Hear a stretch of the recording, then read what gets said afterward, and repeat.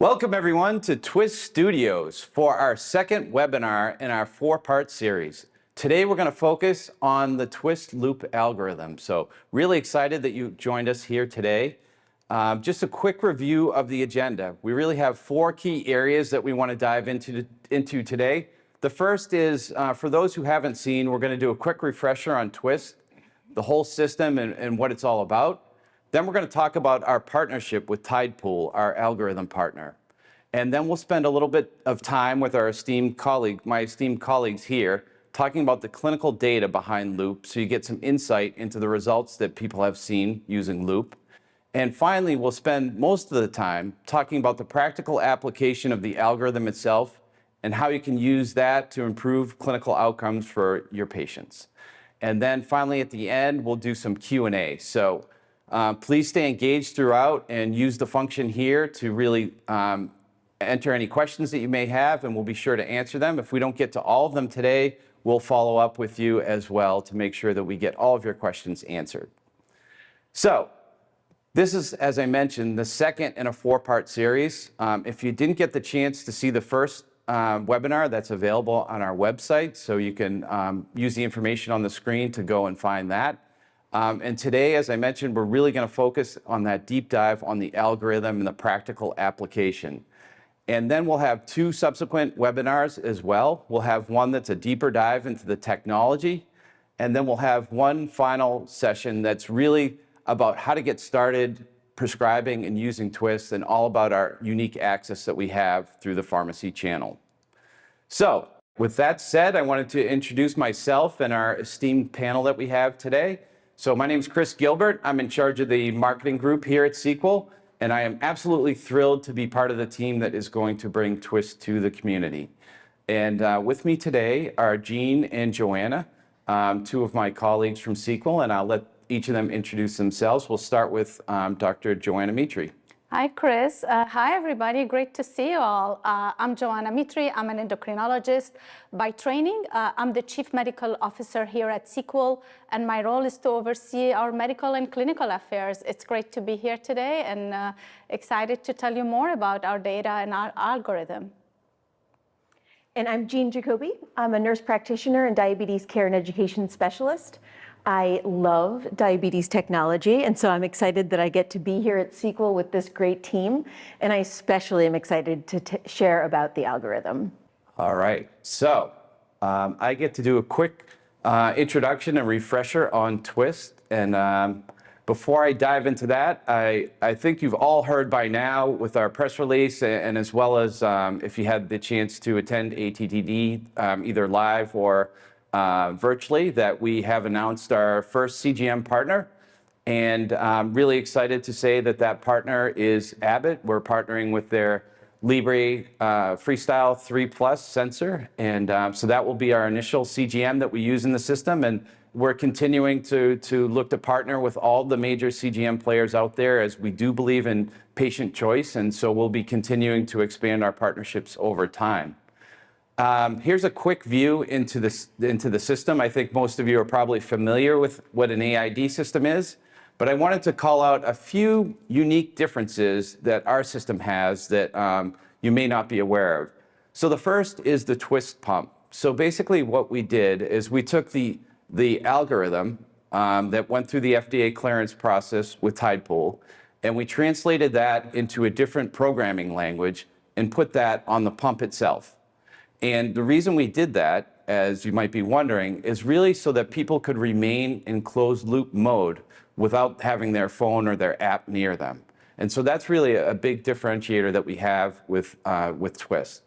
Another thing I wanted to call out, as I just mentioned, our partnership with Abbott and the Freestyle Libre 3 Plus sensor. We're incredibly excited to be a partner with Abbott. It's an incredibly accurate system, and it's really something that we look forward to partnering with them on as we move forward. And the last key thing that I wanted to call out are some of the unique features that we have in terms of our system and control from the Apple Watch. So we're the only system that allows you to bolus actually from your Apple Watch. So you can bolus from your Apple Watch.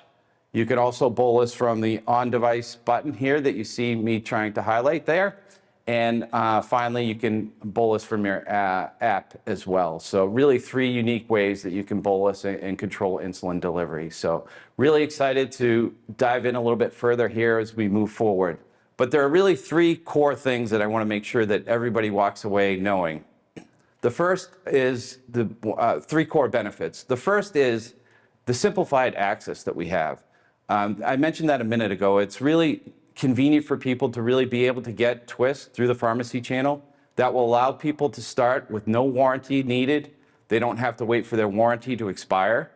And so they have no 4-year commitment. They get easy, streamlined way to get people started. Our goal is not just to bring a new exciting system, but also one that will provide more access to AID systems for the broader population. The second thing, and this is where we'll focus most of our time today, is on that personalized control. A lot of the features around the algorithm, as well as some of the other benefits that the system provides, to really be able to meet the needs of a broad range of your patients in your clinic. And then finally, the other thing, and we'll touch briefly on this, is that we have a really unique insulin delivery mechanism, unlike anything else that's on the market today. And really what that allows us to do is know precisely how much insulin was delivered with each pulse of insulin. With that said, we're going to dive into our unique Tidepool partnership a little bit. Some people ask, why did we choose Tidepool? And it's really because this algorithm was driven by the community, and we'll kind of talk about the evolution of how that started. But it's really this incredible groundswell of innovation that happened in the diabetes community with people who have diabetes, really just looking to make their lives easier, the lives of their children with diabetes easier. And so it was an incredible groundswell of support and enthusiasm that really came from that diabetes community. And we really wanted to help bring that and make that more accessible to people across the entire diabetes community. And so when we think about that progression, it really started in the diabetes community. And some people were able to take advantage of that, but there was a lot of technology that people had to know, code you had to download, different dongles and dangles that you had to figure out how to connect. And so it wasn't necessarily available to as many people as we would like to see.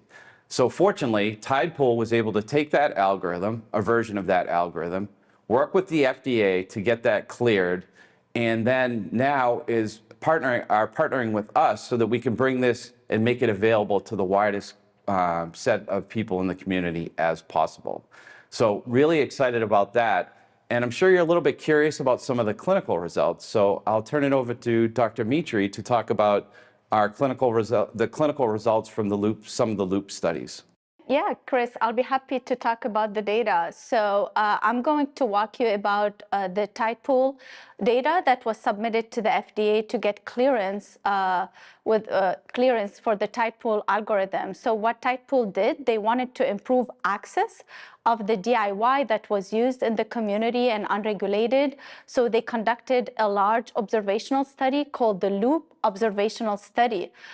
They wanted to look at usability, safety, efficacy, and psychosocial outcome of using the DIY. So in this study, they recruited about 872 participants with type 1 diabetes on insulin using either MDI or insulin pumps, and who were on the DIY or were willing to start DIY.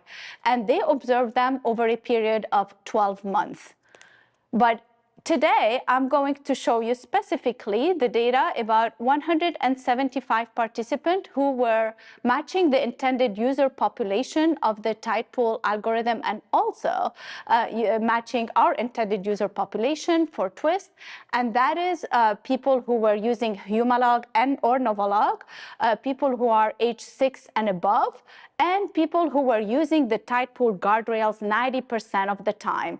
And that is a glucose safety limit between 67 and 110, and a correction range between 87 and 180.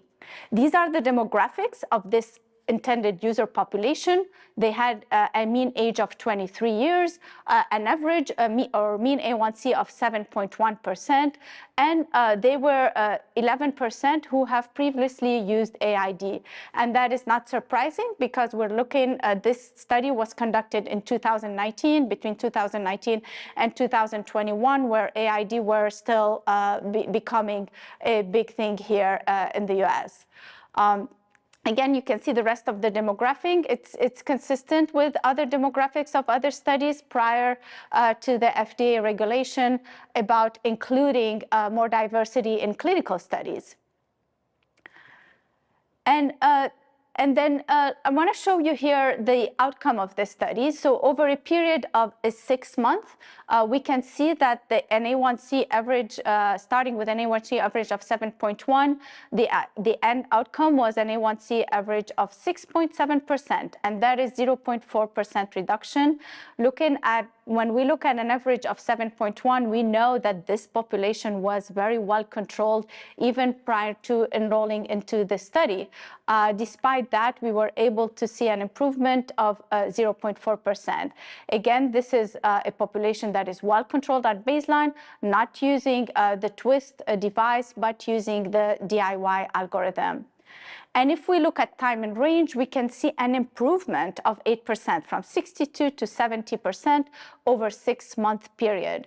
8%, if we do the math, that means about 2 hours extra time per day being in target range. That time and range of 70% is consistent with what we see in a lot of studies using AID system. Now, looking at the adverse event, I would say there was no diabetic ketoacidosis. There was in total 23 severe hypoglycemic events from baseline to 6 months.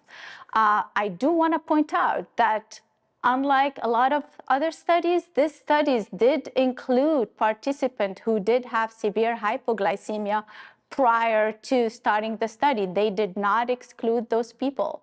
And then if we look at those severe hypoglycemic events, we can say that 92% of participants, in fact, did not have severe hypoglycemia up to a period of 12 months. And so the majority of the hypoglycemic event were actually experienced by the minority of people, and those are the ones who had hypoglycemic event prior to even being in the study. But even in those subgroup of people who had severe hypoglycemia prior to starting the DIY algorithm, they actually saw an improvement in severe hypoglycemia after starting the DIY. But looking at the whole group of the 175 intended user population, we can see that there was a reduction in severe hypoglycemic event from 192 severe hypoglycemic event per 100 person year to 42 severe hypoglycemic event per 100 person year. And that is 80% reduction in the incidence of severe hypoglycemia. And these are the data in addition to the results of the total loop observational study that Tidepool submitted to the FDA to get their clearance. And as you recall, in 2023, Tidepool got clearance of their Tidepool algorithm to be used as an interoperable algorithm. Well, thanks, Joanna, for going through the clinical data there. That's really exciting to see the results that Loop has provided over time. And so now we're actually going to transition and move from Tidepool Loop to twiist loop. And so I mentioned this a little bit earlier, but in case you don't remember, as a reminder, what happened is, so after Tidepool Loop got clearance through the FDA process, we partnered together, and basically what we've done is we've taken the Tidepool Loop algorithm, translated that into a different programming language, and actually embedded that within the twiist device. And again, why that is important, that allows people to not have to have their phone or their app near them to remain in closed loop mode. So really exciting feature and benefit of twiist as well. And as we look forward in talking about Loop, we've gotten a lot of questions about what patient types are right, who are the right people for Loop. And one of the things that we've really focused in on is truly understanding who would benefit most. And the exciting thing that we've come to realize is that twiist Loop really provides that flexibility and personalization capabilities for you to meet patients wherever they are in their journey. So with that said, let's dive into some of the basics of twiist and the algorithm and really focusing in on how twiist Loop can be used practically to help your patients. Thanks, Chris. And I'm really excited to talk about the algorithm. I've been following this project for a really long time as someone living with type 1 diabetes. And I was so excited when the FDA cleared the Loop algorithm with Tidepool and using that data that Joanna was able to show us. So the algorithm is really not complicated. If we remember the origins of this algorithm, it was really meant to tell a traditional insulin pump how to make adjustments automatically. So the language of twiist is both familiar and intuitive for those who have used traditional insulin pumps. In a traditional insulin pump, the settings that you set are the scheduled basal rates, the carbohydrate ratio, the insulin sensitivity factor, and then there are delivery limits, both set for max basal rate as well as max bolus. The scheduled basal rates, carb ratio, and insulin sensitivity factors are all things that can be changed in order to help make the automation work better for your people with diabetes. The max basal rate is something that's important to keep in mind because our system is using basal modulation, and so that's going to need to be set high enough so that the algorithm can deliver enough insulin to correct for high glucose values. The twiist loop, in order to create an automated system, needed to have some goals in mind. So the correction range is the range in which the algorithm is constantly trying to focus the glucose into.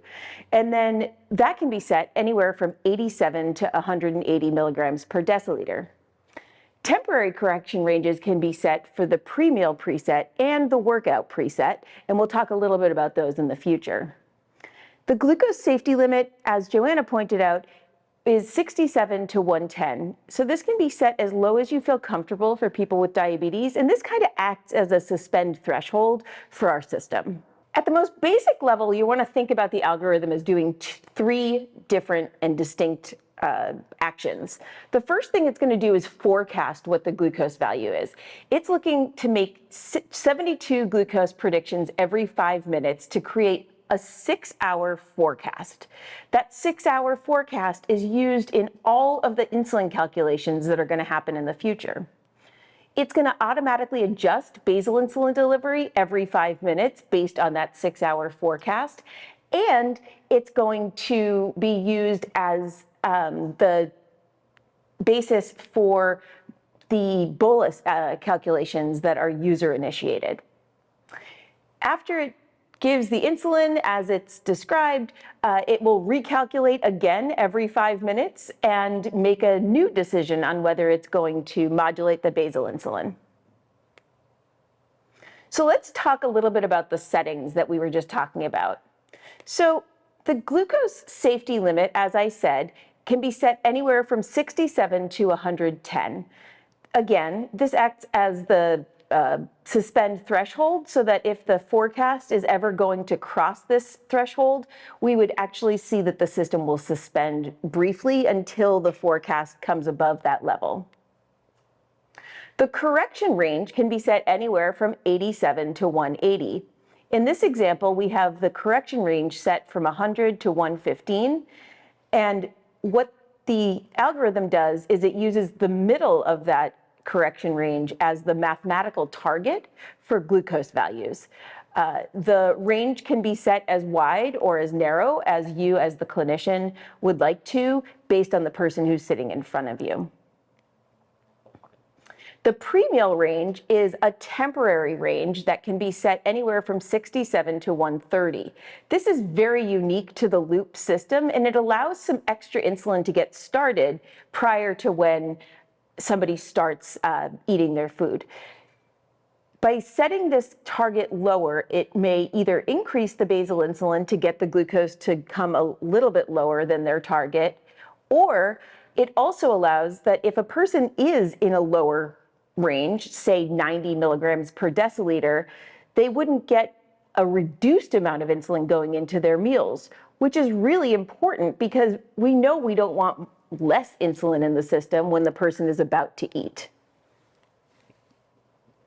And a workout range, just like in other systems, allows the target to be set higher. So this moves that correction range, in this case, high to about 140 to 160. And this can be set from 1 hour to 2 hours or indefinitely until the person shuts this off. And here's how this all works together. In this example, there is a correction range of 100 to 120, which makes the glucose target 110. What a person with diabetes is going to see on their screen is their current glucose and the CGM data leading up to this. And traditionally, this is all that a user would see on their AID system in the other AID systems. What's really nice about Loop, though, is that they can see the full 6-hour prediction that the algorithm is using to make dosing decisions. The 6-hour forecast is essential to determining the insulin delivery. So this is what that 6-hour forecast is going to look like on the person's screen as they're using the device. The forecast incorporates any active insulin that's been given. So this is going to say you have active insulin at 2 p.m. that's driving the glucose down at that point. And so the prediction might be impacted downward based on the active insulin. But you also have carbohydrates that might be active. So this is where we really shine as an algorithm. The carbohydrate entry shows that they're also going to have active carbohydrates at 2 p.m. So we're not just saying, oh my gosh, you have active insulin at 2 p.m., so you might get low at 2 p.m. It's also taking into account those carbohydrates, and which are going to be pushing up on that forecast. These are all taking into account the therapy settings that you set as the clinician. It's also making all of those insulin dosing decisions based on that glucose forecast and the therapy settings that have been input into the system. So let's talk a little bit about kind of simply how the decisions are made. So again, we talked about how the decisions are made based on the 6-hour glucose forecast. So in this scenario, we see that the current glucose is 110.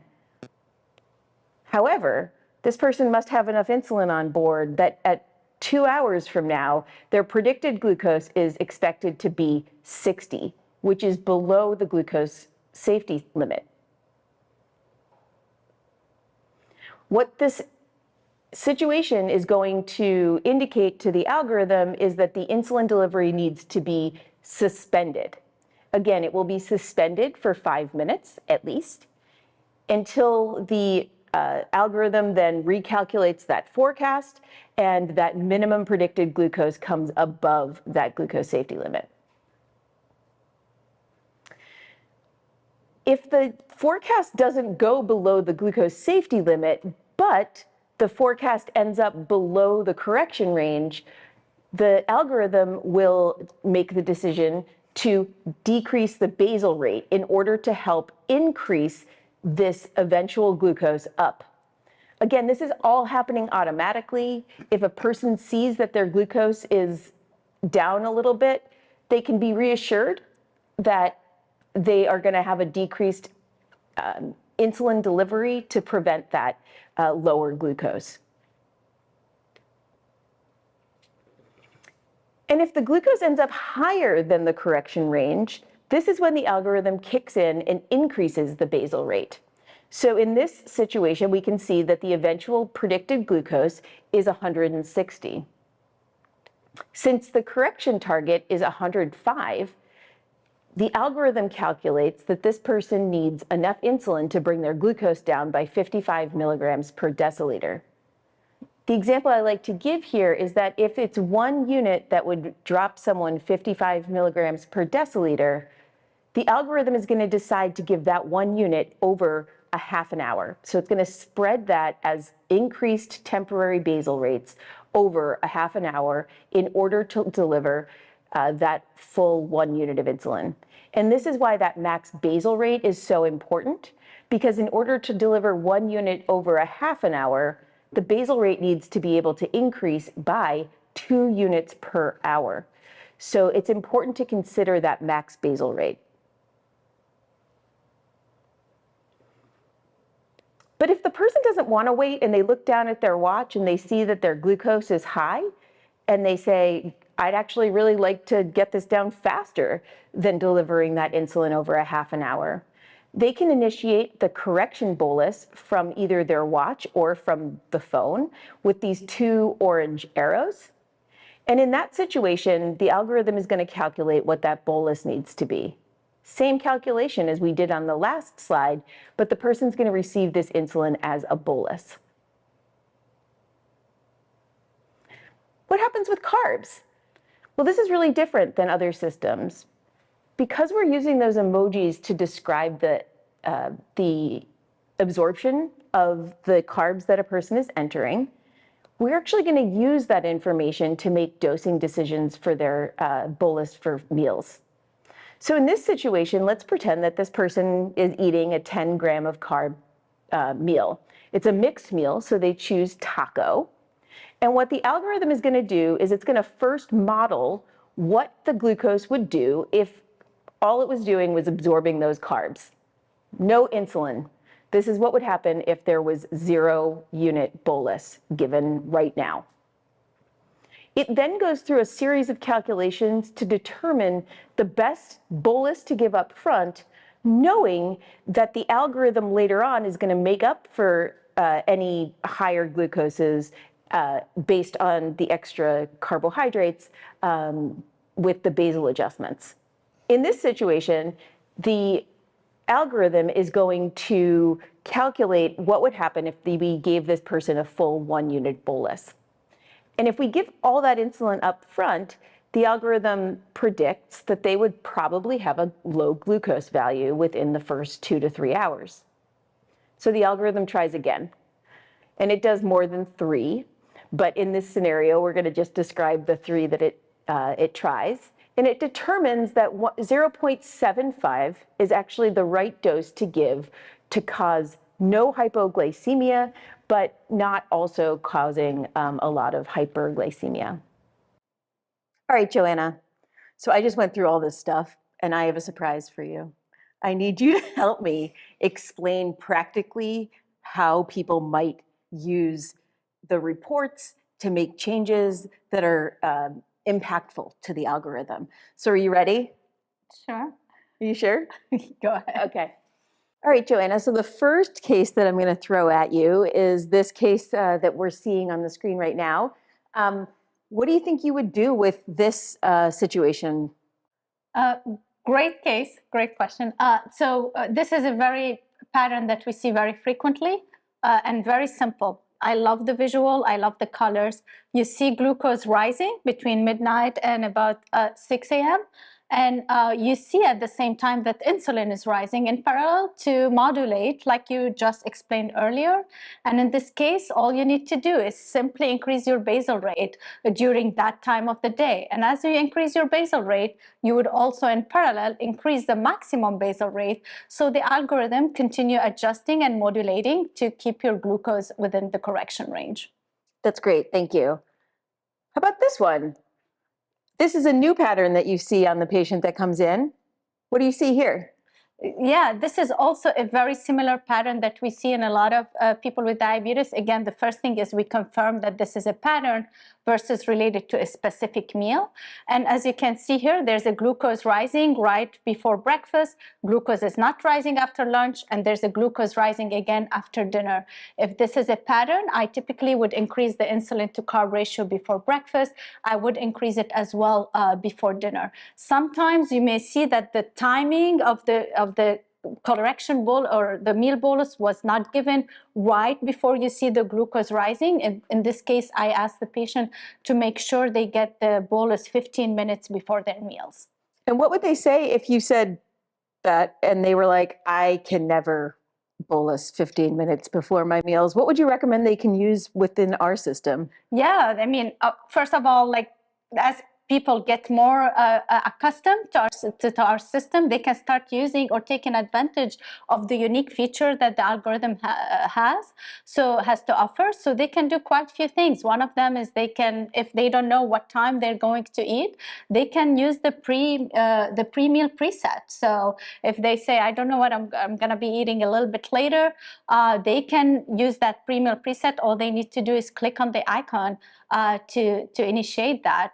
Sometimes if they forgot to eat, they can retroactively take the opportunity of using the retroactive carb. I love that. Yeah, that's great. Thank you. Well, thank you both. It's great to see you both kind of geeking out over these case studies and bringing everything to life. So I hope everybody in the audience got some understanding of practical use and how simple it is to really do a lot of adjustments to make sure your patients are getting to the goals that you set as well as they set. So with that said, we're going to talk a little bit more about some of the other unique features of twiist. You know, I think we spent a lot of time talking about the clinical benefits and some of the clinical case studies.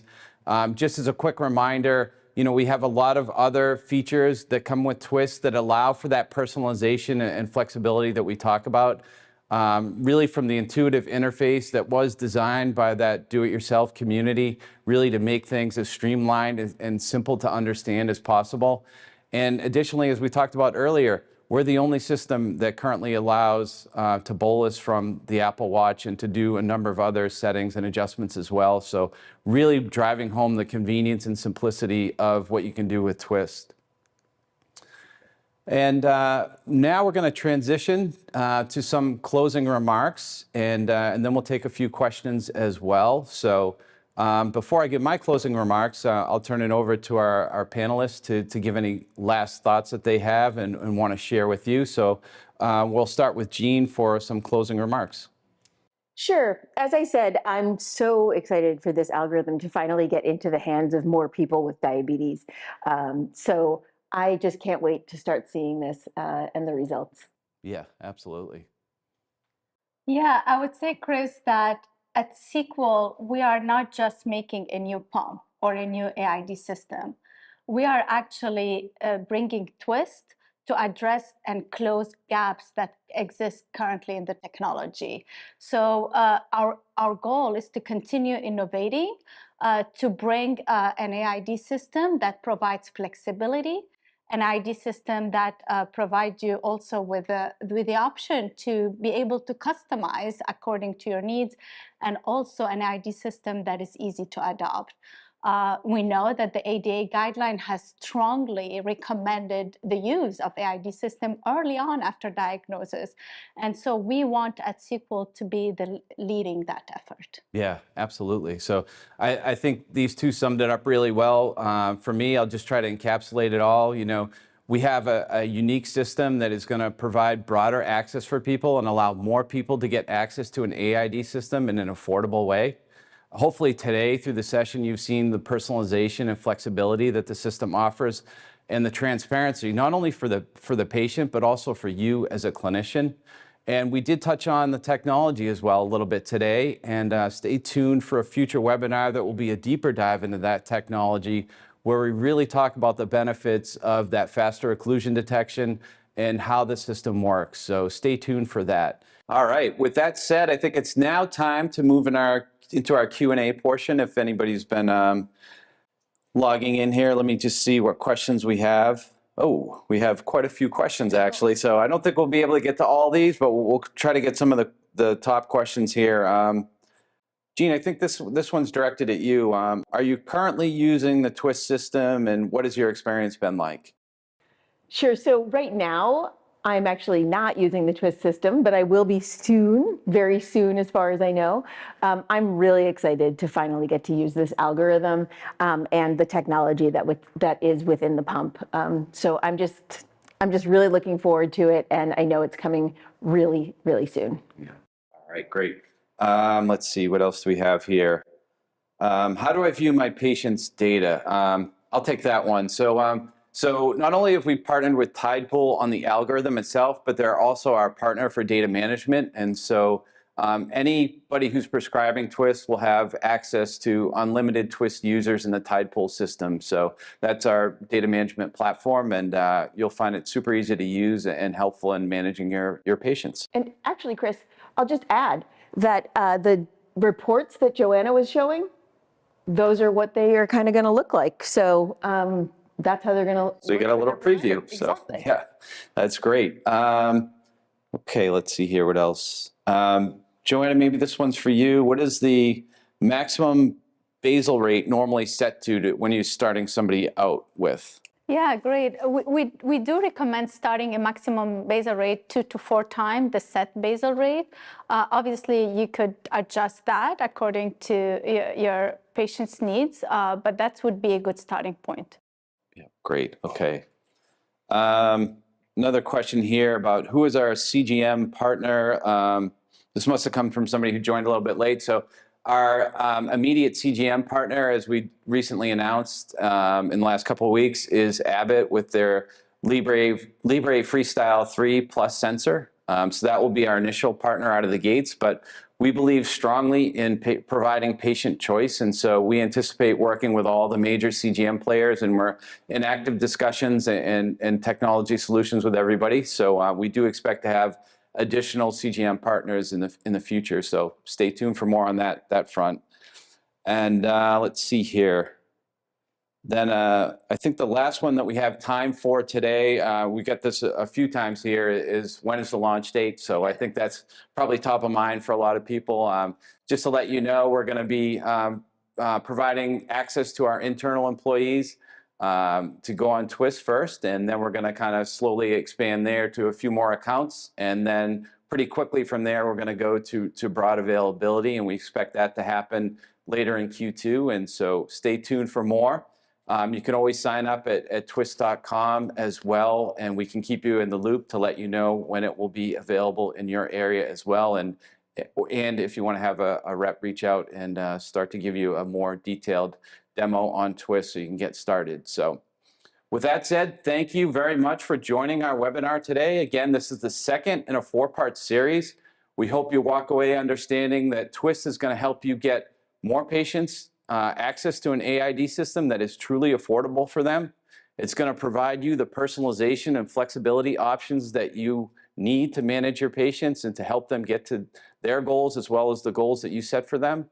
And finally, we have a revolutionary, really, insulin delivery system that is going to offer some additional benefits in terms of earlier occlusion detection. So really an incredible package as you look what twiist offers. And so we look forward to hearing from you soon, and please stay tuned to our upcoming webinars. Thank you.